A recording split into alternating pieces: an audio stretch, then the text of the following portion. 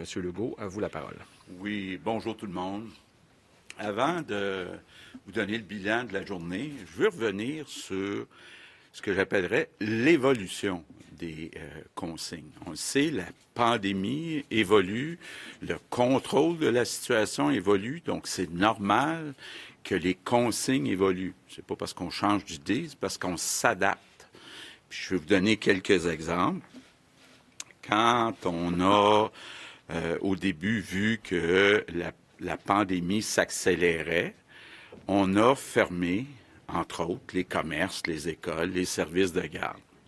Maintenant qu'on voit qu'en région, donc à l'extérieur du Grand Montréal, la situation se stabilise, est plus sous contrôle, bien, on réouvre les commerces, les écoles, les services de garde.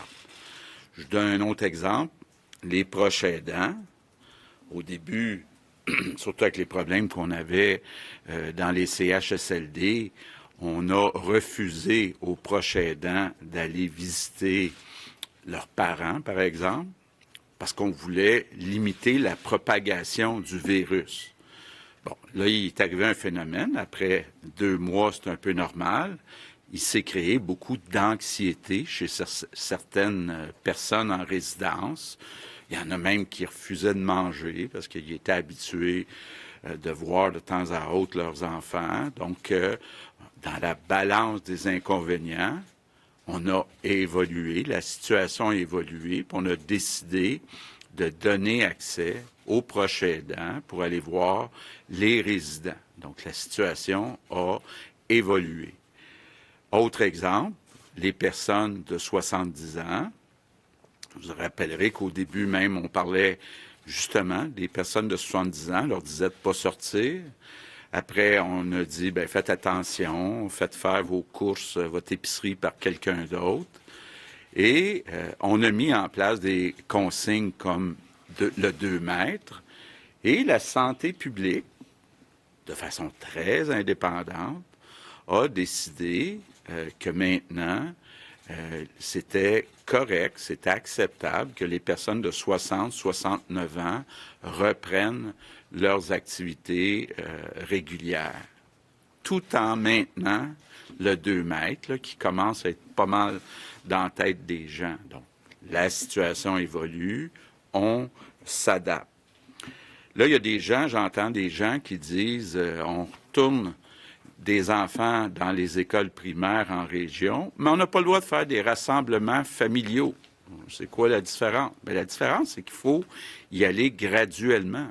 Si on commence tout en même temps à tout permettre, bien là, il va y avoir plus de risques de propagation. Donc, éventuellement, je l'espère, le plus vite possible, on va repermettre les rassemblements familiaux, mais pour l'instant, on dit, on réouvre les écoles, c'est important les écoles, c'est un service essentiel pour les enfants, mais on n'est pas rendu aux rassemblements familiaux parce que ça ferait trop de déconfinement en personne, en même temps, c'est-à-dire. Donc, c'est ça, là. C'est pas une question de changer d'idée, c'est une question d'y aller graduellement.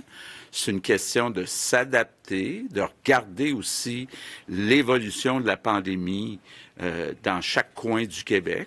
La situation n'est pas la même, selon qu'on est à Montréal ou à l'extérieur de Montréal. Donc, on s'adapte. Et puis, je vous annonce une chose, dans les prochaines semaines, on va continuer d'adapter les consignes et de les faire évoluer. Donc, ceci étant dit, le bilan de la journée d'hier, on a eu hier 85 décès. Donc, on est à un total de 3013. Donc, mes pensées vont bien sûr aux familles, aux proches de ces victimes. Juste pour vous montrer un peu comment la situation est différente à Montréal, de l'extérieur de Montréal. Sur les 85 décès, il y en a 82 qui sont dans la grande région de Montréal. Donc, on voit vraiment là que d'un côté, la situation est très difficile, de l'autre côté, la situation est plus facile. On a maintenant 38 469 cas. C'est une augmentation de 748 compte tenu, là, je vais revenir tantôt, mais de l'augmentation importante des tests, c'est quand même une diminution.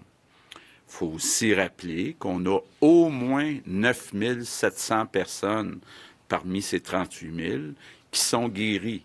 Donc, comme on vous a déjà expliqué, on ne teste pas toutes les personnes qui sont guéries, parce qu'on préfère se concentrer sur les personnes qui ont des symptômes, mais on a au moins 9 700 qui sont guéries. Dans nos hôpitaux, on avait hier 1838 personnes hospitalisées, c'est une augmentation de 7.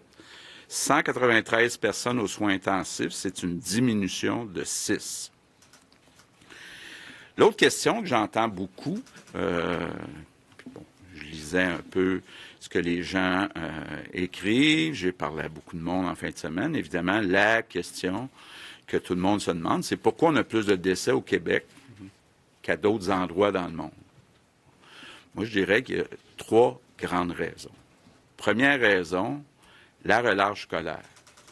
La relâche scolaire québécoise est arrivée au pire moment. Donc, on a eu beaucoup de Québécois qui sont allés en voyage, ont eu le virus, sont revenus, ont transféré le virus, ont donné le virus à quelqu'un d'autre, qui l'a donné à quelqu'un d'autre, qui l'a donné à quelqu'un d'autre. Et donc, c'est ce départ-là qui ne nous aide pas.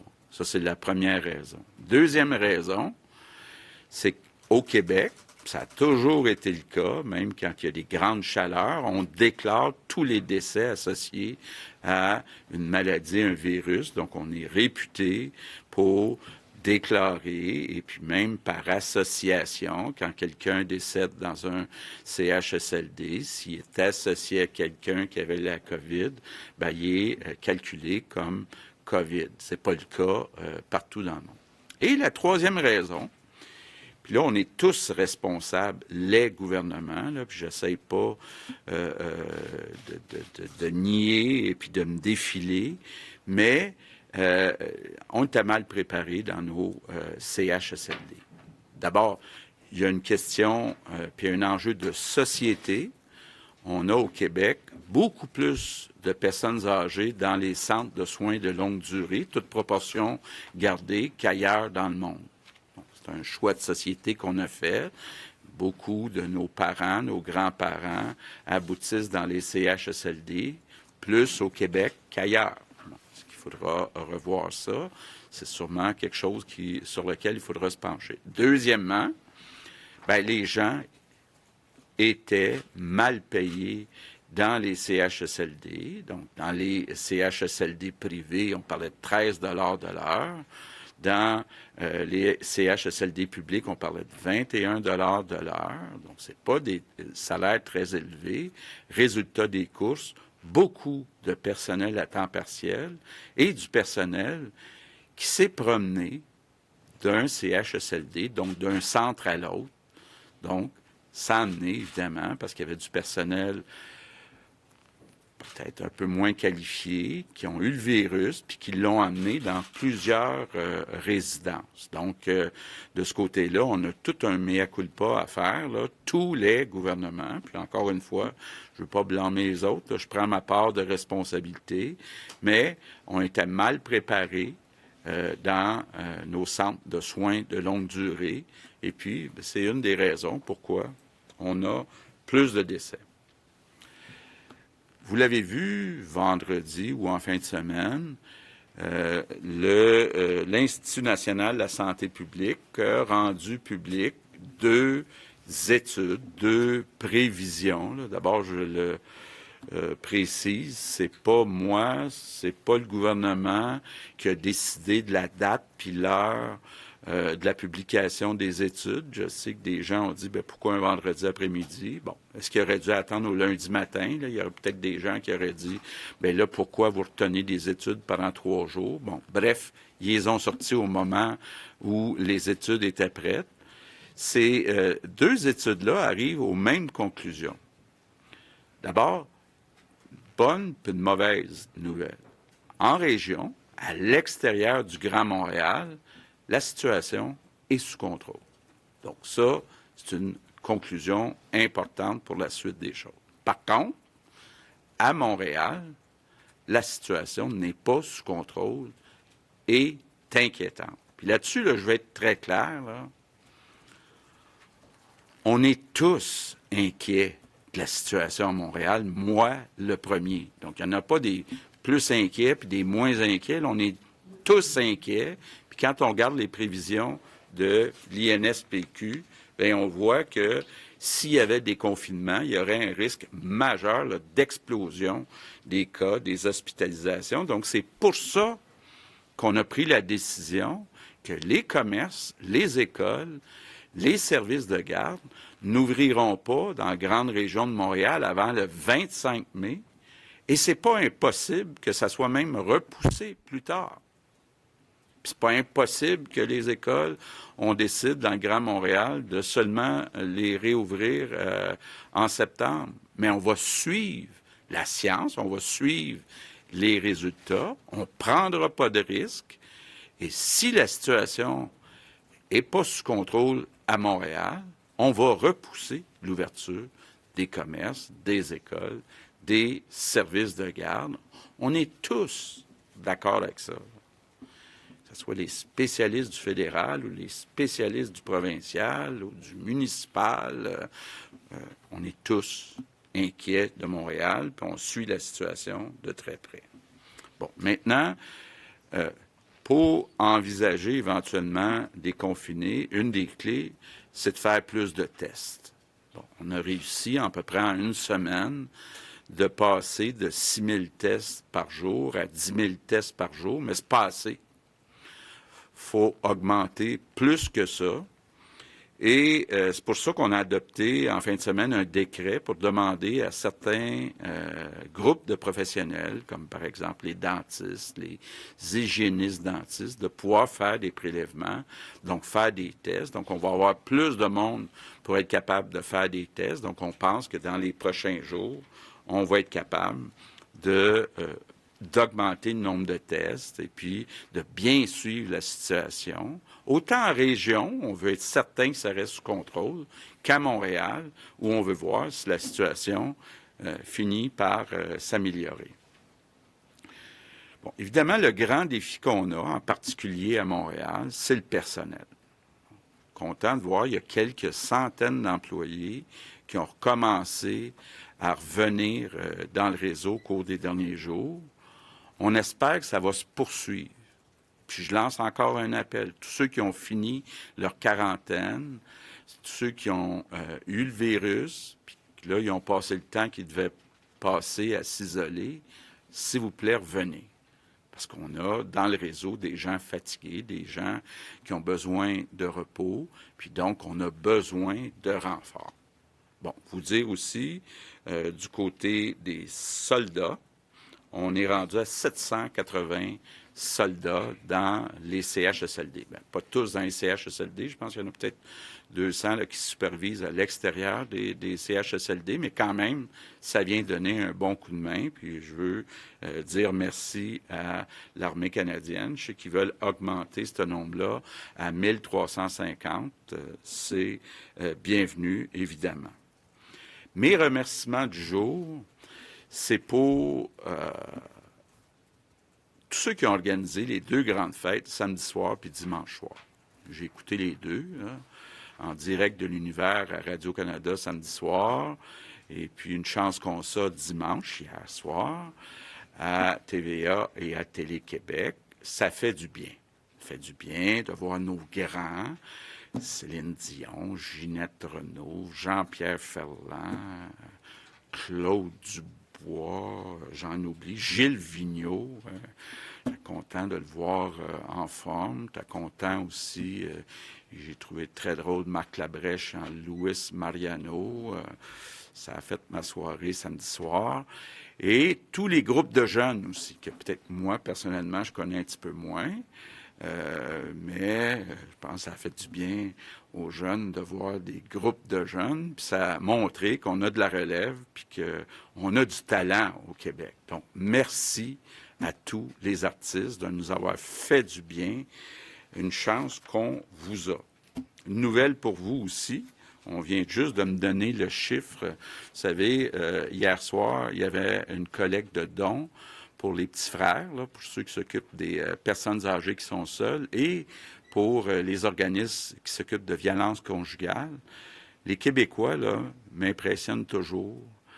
2 millions qui ont été ramassés, 2 millions qui ont été donnés par les Québécois pour ces deux causes-là. Merci à tous les Québécois pour, encore une fois, votre grande générosité. En terminant, un message, peut-être pour les personnes qui sont à l'extérieur de Montréal. J'ai entendu aussi beaucoup en fin de semaine des gens qui n'habitent pas dans le Grand Montréal, qui ont peur que des gens de Montréal descendent dans leur région. Bon. D'abord, c'est important de le dire, là, si on reste à 2 mètres, comme on le fait actuellement, il n'y a pas de danger que quelqu'un de Montréal vienne infecter. Si il y a trop de mouvements, puis il y a trop de gens de Montréal qui vont dans les régions, on n'hésitera pas, avec le docteur Arruda, à mettre des consignes pour empêcher là, ces mouvements-là. Mais franchement, moi, je veux pas que les Québécois commencent à chicaner puis à se diviser entre Montréal puis le reste du Québec. On est tous ensemble dans le même bateau.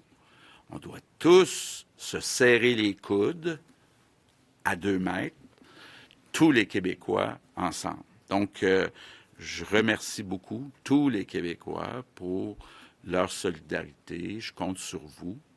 Merci beaucoup. Now, a few words in English. Good afternoon. Last weekend, the INSPQ published Bon 2 après-midi, studies. un mot en anglais. L'INSPQ, la semaine dernière, a publié des documents qui démontrent très bien que la situation à Montréal demeure fragile. Voilà pourquoi nous avons repoussé la réouverture au 25 mai. Et au 25 mai, nous allons procéder si et seulement si toutes les conditions le permettent. Les 2 études démontrent également que la situation est sous contrôle à l'extérieur de la région de Montréal. Voilà pourquoi nous avons choisi de rouvrir les entreprises et nous rouvrons cette semaine les écoles. Concernant la situation de la pénurie de personnel dans le système de la santé, nous avons déjà du renfort qui s'en vient, mais nous avons encore besoin de plus de travailleurs. Voilà pourquoi je demande aux travailleurs de la santé qui ont testé positif à la COVID-19 et qui sont guéris depuis, s'il vous plaît, revenez au travail, nous avons besoin de vous. En terminant, tout le monde doit continuer de conserver une distance par rapport aux autres. Je compte sur vous.